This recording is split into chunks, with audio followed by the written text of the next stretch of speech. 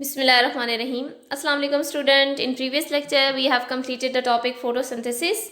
In order to understand the principle of energy conversion and the concept of bioenergetic in more detail, we are going to study another topic, that is respiration. Photosynthesis is an energy capturing process, but respiration is energy releasing process. So what is respiration?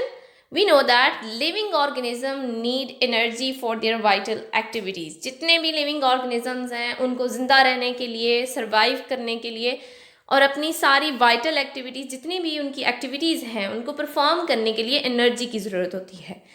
ये energy वो कहाँ से लेते हैं? ये energy वो drive करते हैं फूड से, और फूड को ऑक्सीडाइज किया जाता है जिस प्रोसेस के थ्रू, और फूड के अंदर मौजूद एनर्जी को यूटिलाइज किया जाता है बाकी फंक्शंस के लिए.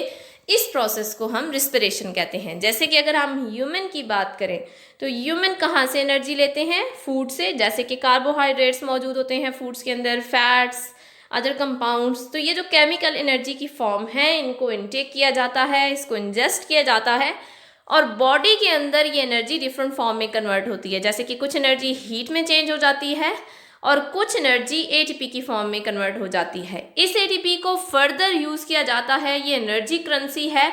और जितने भी बाकी रिएक्शन होते हैं बॉडी के अंदर उनमें जो एनर्जी यूज़ होती है वो किस फॉर्म में होती है? इन द फॉर्म ऑफ एटीपी. इसी तरह मेटाबॉलिज्म में जब एटीपी यूज़ होती है तो मेटाबॉलिज्म से भी हीट क्रिएट होती है. This is also a form of energy. और इसके साथ साथ इस प्रोसेस के दौरान जिसमें एटीपी की और हीट की प्रोडक्शन हो रही है, केमिकल एनर्जी किस में कन्वर्ट हो रही है? दूसरी फॉर्म ऑफ एनर्जी में, जैसे कि एटीपी में, हीट में. इसके साथ साथ वेस्ट, केमिकल वेस्ट भी प्रोड्यूस होते हैं जैसे कि कार्बन डाइऑक्साइड एंड वाटर. सो वो प्रोसेस जिसके थ्रू एनर्जी प्रोवाइड होती है लिविंग ऑर्गेनिज्म को, उस प्रोसेस को हम क्या कहते हैं? रिस्पायरेशन. सो मेनली रिस्पिरेशन के लिए दो टर्म यूज़ होती हैं. हम रिस्पिरेशन के लिए दो तरह की टर्म्स यूज़ करते हैं. एक है external respiration and another is internal respiration. So what is the difference between external respiration and internal respiration? Normally हम रिस्पायरेशन को कंसिडर करते हैं गैसियस एक्सचेंज, जिसमें हम ब्रीदिंग को सम टाइम कंफ्यूज करते हैं रिस्पायरेशन के प्रोसेस से. बट ब्रीदिंग सिर्फ एक फॉर्म है रिस्पायरेशन की जिसे हम एक्सटर्नल रिस्पायरेशन कहते हैं.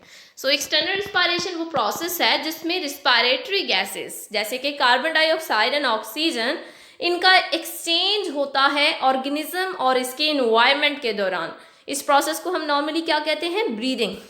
तो ये वो प्रोसेस है जिसमें एयर कंटेनिंग मोर ऑक्सीजन, इसको इनहेल्ड किया जाता है, ये बॉडी के अंदर इंटर होती है, जबकि ऐसी एयर जो कार्बन डाइऑक्साइड जिसके अंदर ज़्यादा कंसंट्रेशन में मौजूद होती है उसे एक्सेल किया जाता है, बॉडी से आउटसाइड रिमूव होती है. So why we need these gaseous exchange? हमें गैसियस एक्सचेंज की क्यों ज़रूरत है? क्यों हम ऑक्सीजन का इनटेक करते हैं और हमारी बॉडी में ये कार्बन डाइऑक्साइड कहाँ से आती है जिसको हम कंटिन्यूसली एक्सेल आउट करते रहते हैं? तो ये किस प्रोसेस के दौरान क्रिएट होती हैं? ऑल दो इनको एक्सटर्नल रिस्पायरेशन के दौरान इनका एक्सचेंज होता है, ये हमारी बॉडी में इंटर होती हैं और लीव करती हैं ड्यूरिंग एक्सटर्नल रिस्पायरेशन. सो ये गैसेस कहाँ से आती हैं और क्या फंक्शन होता है इनका बॉडी के अंदर, इसको हम देखने के लिए स्टडी करेंगे इंटरनल रिस्पायरेशन को. इंटरनल रिस्पायरेशन क्या है? ये वो प्रोसेस है जिसमें कंप्लेक्स सी चेन मॉलिक्यूल्स को ब्रेक किया जाता है to get maximum usable energy. Maximum amount of energy को ऑब्टेन करने के लिए within the living organism complex C chain molecule, C chain mean जिनके अंदर कार्बन एटम की चेन मौजूद हो, तो ऐसे मॉलिक्यूल्स को हम क्या कहते हैं? Organic compounds.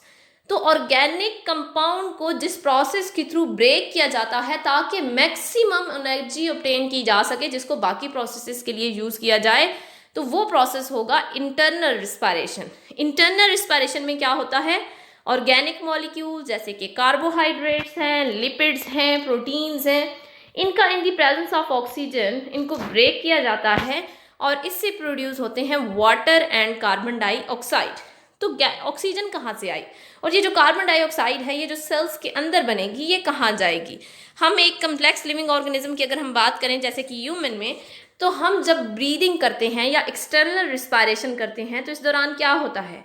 ऑक्सीजन हमारी बॉडी में इंटर होती है, वो एयर जिसके अंदर ज़्यादा ऑक्सीजन मौजूद है वो बॉडी में जाएगी, लंग्स के अंदर जाएगी. लंग्स के अंदर जब ये ऑक्सीजन पहुंचती है एल्वुलाई के अंदर, तो यहाँ से ऑक्सीजन डिफ्यूज़ करती है एल्वुलाई के अराउंड मौजूद ब्लड कैपिलरीज के अंदर। ये ऑक्सीजन कहाँ चली जाएगी? ब्लड कैपिलरीज में। और जो कार्बन डाइऑक्साइड हम एक्सेल करते हैं वो कहाँ से आती है? ब्लड के अंदर कार्बन डाइऑक्साइड मौजूद होती है जो हमारी बॉडी में प्रोड्यूस होती है ड्यूरिंग रिस्पायरेशन। और ये जो कार्बन डाइऑक्साइड है इसको जब ब्लड पास करता है एल्वुलाई से तो ये डिफ्यूज कर जाती है एल्वुलाई के अंदर, यहाँ से देन ये बॉडी से बाहर मूव करेगी, एक्सेल आउट हो जाएगी। इसी को अगर हम सेलुलर लेवल पे देखें तो डिफरेंट सेल्स के अंदर अगर हम देखें तो सेल्स के अंदर रिस्पायरेशन का प्रोसेस जब होगा, जब सेल्स ब्रेक करेंगे ऑर्गेनिक कंपाउंड को, तो ऑर्गेनिक कंपाउंड के ब्रेकडाउन से क्या चीज़ प्रोड्यूस होगी? Carbon dioxide. ठीक है, अब सेल्स की सराउंडिंग में भी क्या चीज़ मौजूद है? ब्लड वेसल्स मौजूद हैं। ठीक है, तो जो कार्बन डाइऑक्साइड सेल्स के अंदर प्रोड्यूस होती है ये कहाँ चली जाती है? ब्लड वेसल्स के अंदर। इसी तरह ये जो ब्लड है ये लंग्स के पास से होके आया है, तो इसके अंदर क्या चीज़ मौजूद होगी? इसके अंदर मौजूद होगी ऑक्सीजन। तो ब्लड से ऑक्सीजन किस में जाएगी? सेल्स के अंदर, ताकि ये इसको मेटाबॉलिज्म के लिए यूज़ कर सके। तो बाहर से जो हम गैसेस एक्सचेंज करते हैं, ऑक्सीजन जो हमारी बॉडी में इंटर होती है during inhalation and external respiration, वो जाके कहाँ पे अपना परफॉर्मेंस दिखाती है? वो जाती है इंटरनल लेवल पे जाके एक्ट करती है सेलुलर रिस्पायरेशन में। इसी तरह सेल्स कार्बन डाइऑक्साइड प्रोड्यूस करते हैं ड्यूरिंग सेलुलर रिस्पायरेशन और ये एक्सेल्ड आउट की जाती है during external respiration. So maximum usable energy obtain करने के लिए ऑर्गेनिक मॉलिक्यूल्स को in the presence of oxygen break किया जाएगा, तो क्या प्रोड्यूस होगा? Carbon dioxide and water. Most common fuel, अगर हम बात करें ना ऑर्गेनिक कंपाउंड की, तो कौन सा ऑर्गेनिक कंपाउंड मेनली सेल के अंदर ब्रेक किया जाता है या सेलुलर रिस्पायरेशन में ब्रेक किया जाता है to provide energy? It is glucose. Glucose most common fuel है जो एनर्जी प्रोवाइड करने के लिए ब्रेक किया जाता है, जिसका मेटाबॉलिज्म होता है। So we know that respiration में फॉर एग्जाम्पल अगर हम ग्लूकोज की बात करें तो ग्लूकोज जब in the presence of oxygen break होगी, मेटाबोलाइज होगी, तो क्या चीज़ प्रोड्यूस होगी? Carbon dioxide plus water. ये इक्वेशन फोटोसिंथेसिस की इक्वेशन से बिल्कुल ऑपोजिट है। फोटोसिंथेसिस में रिएक्टेंट होते हैं कार्बन डाइऑक्साइड एंड वाटर और ऑक्सीजन एंड ग्लूकोज प्रोडक्ट में आते हैं, जबकि इंटरनल रिस्पायरेशन में, सेलुलर रिस्पायरेशन में ग्लूकोज जब ऑक्सीजन से कंबाइन होगी तो ग्लूकोज का ब्रेकडाउन होगा और ग्लूकोज कन्वर्ट हो जाएगी कार्बन डाइऑक्साइड एंड वाटर में, और साथ में क्या चीज़ प्रोड्यूस होगी? जब भी बॉन्ड ब्रेकिंग होती है तो इससे एनर्जी प्रोड्यूस होती है इन the form of ATP. Next, glycolysis. जैसे कि हमने कहा कि मेन फ्यूल जिससे एनर्जी ऑब्टेन की जाती है सेल के अंदर वो क्या है? ग्लूकोज। तो ग्लाइकोलिसिस क्या है? Glycolysis is the splitting of sugar. Glyc का वर्ड हम शुगर के लिए यूज करते हैं, कार्बोहाइड्रेट्स के लिए यूज करते हैं, और lysis mean break down. So glycolysis mean splitting of sugar. This is the reaction in which glucose molecule is broken down into two molecule of pyruvic acid. तो जब ग्लूकोज का ब्रेकडाउन होता है, जो फर्स्ट स्टेप है glucose breakdown का, जिसमें glucose को 2 पायरुविक एसिड के मॉलिक्यूल में ब्रेक किया जाता है, इस प्रोसेस को हम ग्लाइकोलाइसिस कहते हैं। सो ग्लूकोज क्या है? C6H12O6। It is converted into pyruvic acid. Pyruvic acid या पायरुवेट का फॉर्मूला क्या है? CH3COO and COOH। तो इसमें कार्बोनाइल ग्रुप भी मौजूद होता है, कार्बोक्सिलिक ग्रुप भी मौजूद होता है। जब एक ग्लूकोज को ब्रेक किया जाता है तो इससे 2 पायरुवेट फॉर्म होते हैं, इससे 2 पायरुवेट बनते हैं।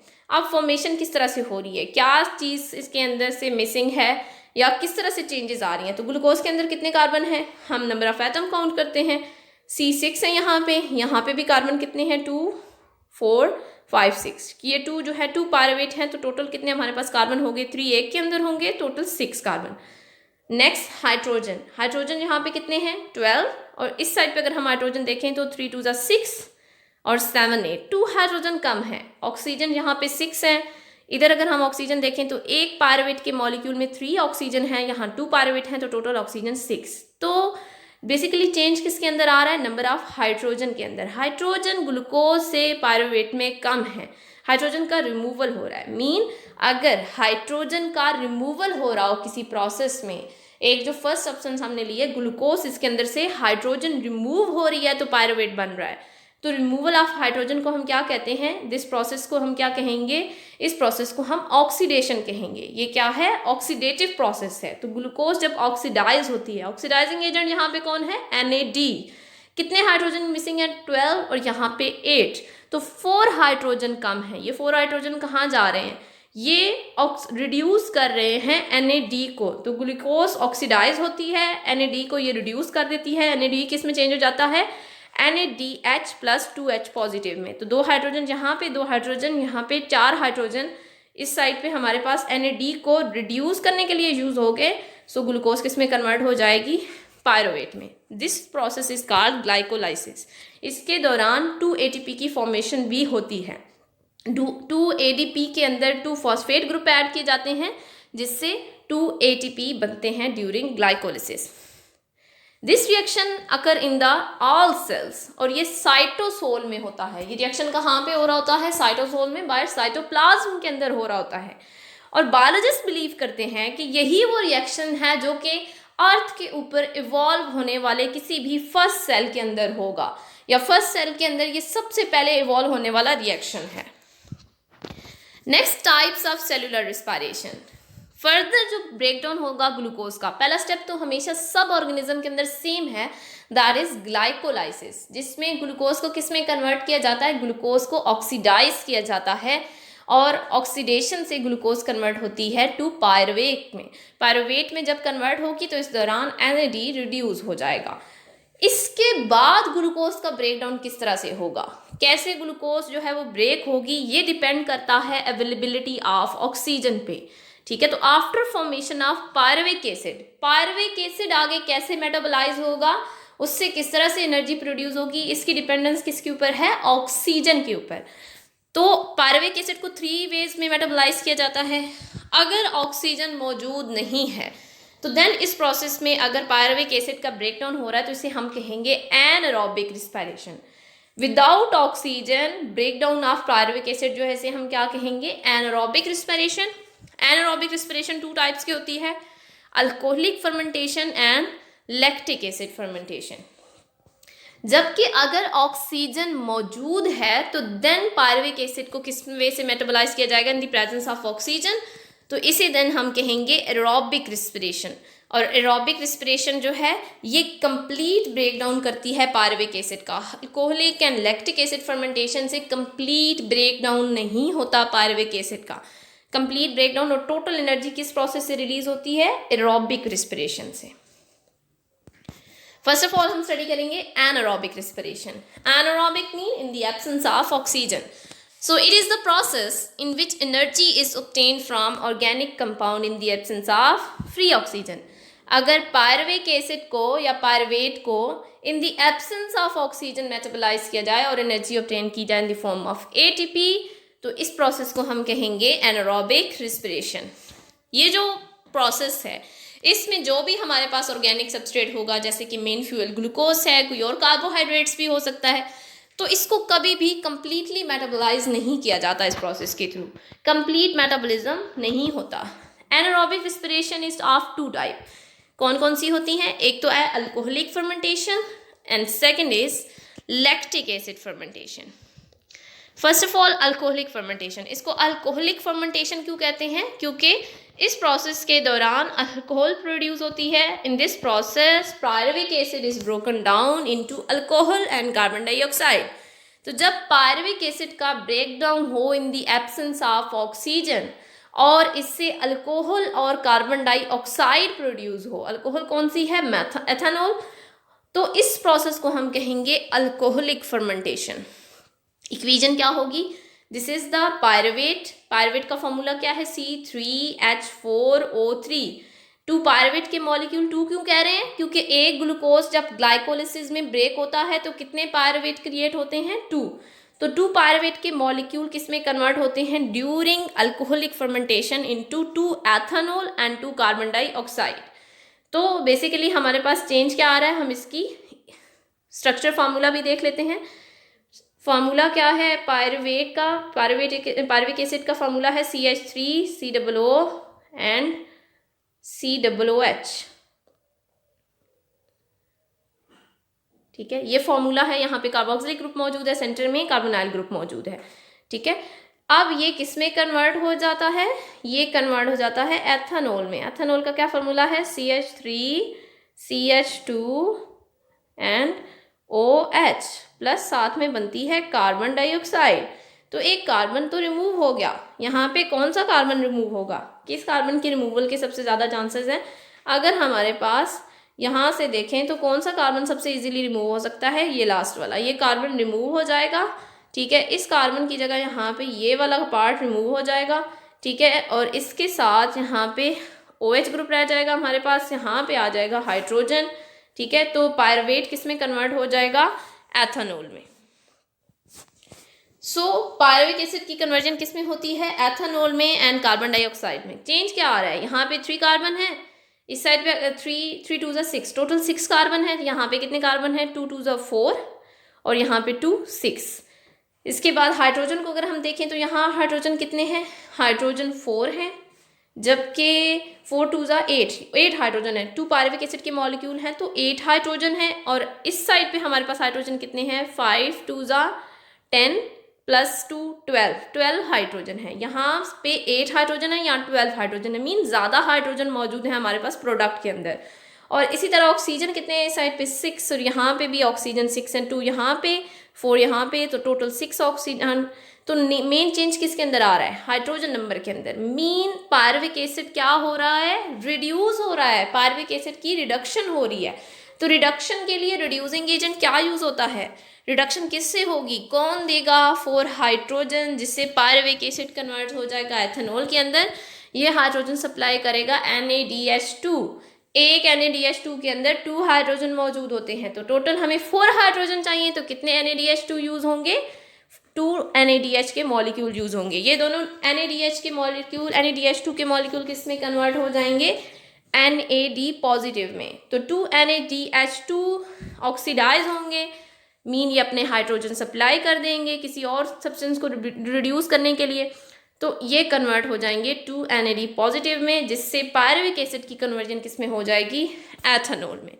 इस प्रोसेस में रिडक्शन हो रही है पायरुविक एसिड की। और ये प्रोसेस जो है अल्कोहलिक फर्मेंटेशन, ये मेनली किसके अंदर होता है, प्राइमिटिव सेल के अंदर, जैसे कि बैक्टीरिया हैं, ठीक है। और इसके साथ साथ जो पहले वाले सेल्स मौजूद थे, आर्चियोबैक्टीरिया की अगर हम बात करें तो उनके अंदर ये प्रोसेस होता था, और यूकैरियोट्स में भी होता है जैसे कि बैक्टीरिया। नेक्स्ट है lactic acid fermentation. Lactic acid fermentation जो है, इसके अंदर पायरुविक एसिड को in the absence of oxygen किस में ब्रेक किया जाता है, लैक्टिक एसिड में। लैक्टिक एसिड का क्या फार्मूला है, C3H6O3। तो अगर हमारे पास ऑक्सीजन मौजूद नहीं है बॉडी के अंदर या सेल के अंदर, किसी सेल्स के अंदर, और पायरुविक एसिड का break down in the absence of oxygen हो रहा है, तो वो किस में ब्रेक होगी, लैक्टिक एसिड के अंदर। तो इसे हम कहेंगे lactic acid fermentation. So pyruvic acid which is C3H4O3, it is converted into C3H6O3। 2 molecule of pyruvic acid produce होते हैं ग्लाइकोलिसिस में, तो इनको कन्वर्ट किया जाता है 2 मॉलिक्यूल ऑफ लैक्टिक एसिड में। चेंज कहाँ पे आ रहा है, यहाँ पे कितने कार्बन है, यहाँ 3 कार्बन, 3 2 6 कार्बन है, यहाँ पे भी 6 कार्बन है। हाइड्रोजन इस साइड पे कितने हैं, 4 2 8, यहाँ पे 6 2 12, और ऑक्सीजन का नंबर दोनों साइड पे सेम है, 3 2 6, यहाँ पे भी 3 2 6। तो मेन चेंज क्या आ रहा है, हाइड्रोजन की एडिशन हो रही है, 4 हाइड्रोजन ऐड हो रहे हैं, मीन यहाँ पे भी पायरुविक एसिड रिड्यूस हो रहा है, रिडक्शन हो रही है पायरुविक एसिड की। रिड्यूसिंग एजेंट यहाँ पे भी क्या यूज होगा, NaDH2। 4 हाइड्रोजन चाहिए तो कितने NaDH2 के मॉलिक्यूल यूज होंगे, 2 NaDH2 के मॉलिक्यूल ऑक्सीडाइज होंगे और कन्वर्ट हो जाएंगे 2 NAD पॉजिटिव में। ये खुद ऑक्सीडाइज हो जाएगा, लेकिन इसके जो हाइड्रोजन रिमूव होंगे वो किसी और को रिड्यूस कर देंगे, जैसे कि पायरुविक एसिड। सो ये जो 4 हाइड्रोजन यहाँ से आएंगे, 2 2 4, यहाँ पे ये 4 हाइड्रोजन पायरुविक एसिड के अंदर ऐड होंगे, और पायरुविक एसिड किस में कन्वर्ट हो जाएगा, लैक्टिक एसिड के अंदर। किस तरह से ये कन्वर्जन होगी इसको भी हम देख लेते हैं। पायरुविक एसिड क्या है, CH3 C++O and C++O and OH, ठीक है। यहाँ पे मौजूद है कार्बोक्सिलिक ग्रुप। सो ये किस में कन्वर्ट हो रहा है, लैक्टिक एसिड में। लैक्टिक एसिड का क्या फार्मूला है, CH3, CH, OH and COOH, mean एक साइड पे डबल O एंड साइड पे OH। तो चेंज कहाँ पे आ रहा है? यहाँ पे ये ऑक्सीजन जो है इसका एक बॉन्ड ख़त्म होगा, ये वाला बॉन्ड हम इरेज करते हैं, ठीक है, एक बॉन्ड इसका रिमूव कर देंगे हम, एक बॉन्ड खत्म हो जाएगा, कार्बन का एक बॉन्ड कम हो गया, तो कार्बन के साथ क्या चीज़ अटैच हो जाएगी यहाँ पे आके, यहाँ आएगा हाइड्रोजन, और इसके बाद ऑक्सीजन का एक और बॉन्ड कम है तो यहाँ पे भी क्या आ जाएगा, हाइड्रोजन। तो दो हाइड्रोजन एक पायरुविक एसिड में ऐड होंगे तो ये किस में कन्वर्ट हो जाएगा, लैक्टिक एसिड में। तो टोटल हमारे पास कितने पायरुवेट हैं, 2 पायरुवेट हैं, तो कितने हाइड्रोजन चाहिए, 4 हाइड्रोजन चाहिए, हर एक के अंदर 2 ऐड होंगे तो लैक्टिक एसिड बनेगा, तो टोटल 2 पायरुविक एसिड हैं, इसके अंदर 4 हाइड्रोजन ऐड होंगे तो हमारे पास 2 लैक्टिक एसिड के मॉलिक्यूल क्रिएट होंगे। This process occur in the muscle cells, mainly ये प्रोसेस कहाँ होता है, मसल सेल्स में, ह्यूमन और अदर एनिमल्स में। और ये कब होता है, जब हमारे पास एक्सरसाइज की कंडीशन में होते हैं हम, या फिजिकल एक्सट्रीम एक्टिविटी में होते हैं, जैसे कि स्प्रिंटिंग है या रनिंग कर रहे हैं, कोई एक्सरसाइज कर रहे हैं। तो ड्यूरिंग एक्सट्रीम फिजिकल एक्टिविटी हमारी बॉडी को जितनी ऑक्सीजन की ज़रूरत होती है, अब एक्सट्रीम फिजिकल एक्टिविटी हो रही है तो हमें क्या चीज़ चाहिए, एटीपी चाहिए, हमारे मसल्स को कंट्रैक्ट करने के लिए एटीपी चाहिए। और एटीपी कैसे मिलेगी, रिस्पायरेशन से, और रिस्पायरेशन का प्रोसेस जो है मेटाबॉलिज्म, ग्लूकोज को ब्रेक किसकी प्रेजेंस में किया जाता है, ऑक्सीजन की। लेकिन अगर ऑक्सीजन कम है, क्योंकि हमारा रिस्पायरेशन रेट जो है, ब्रीदिंग रेट एक हद तक इंक्रीज हो सकता है, उससे ज़्यादा नहीं हो सकता।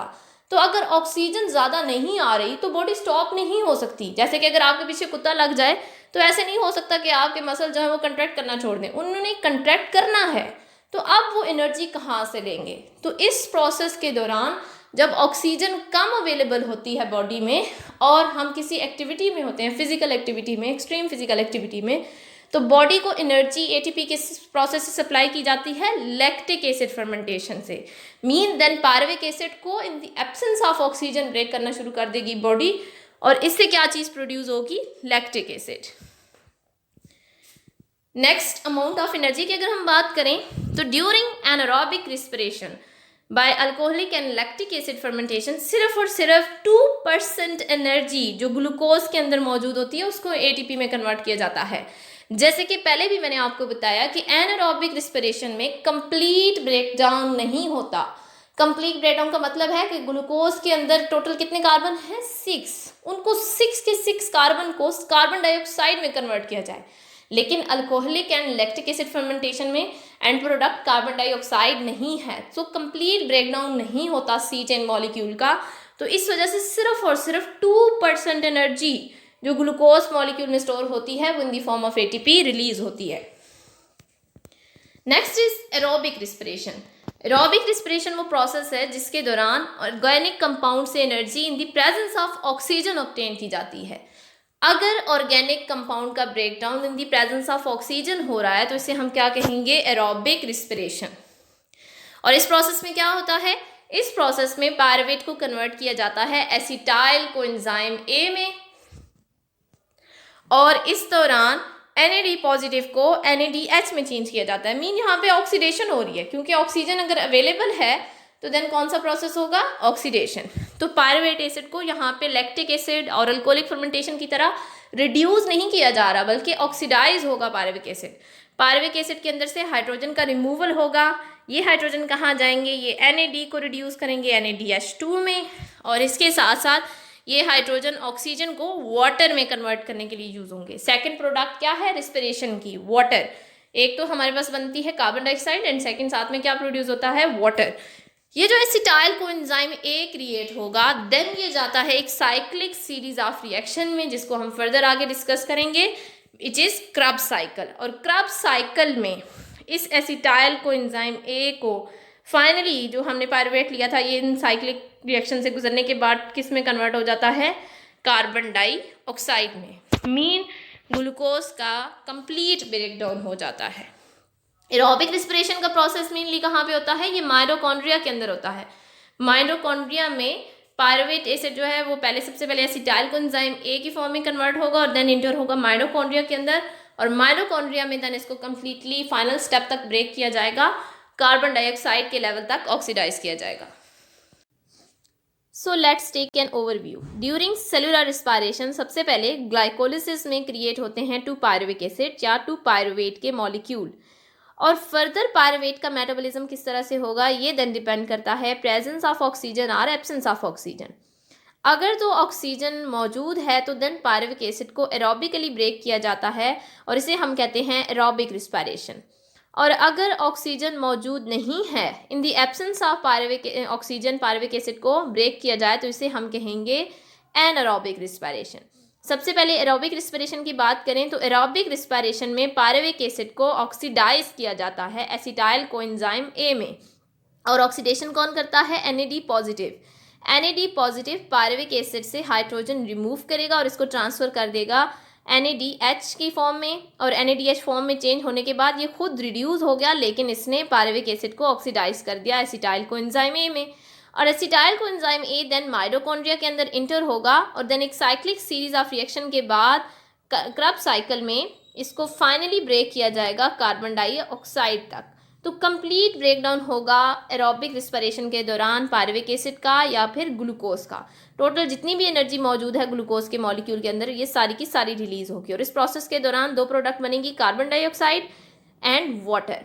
सेकेंडली, अगर पायरुविक एसिड की मेटाबॉलिज्म हो इन the absence of oxygen, oxygen मौजूद नहीं है और देन अगर पायरुविक एसिड को ब्रेक डाउन किया जाए तो इसे हम कहते हैं एनारोबिक रिस्पायरेशन।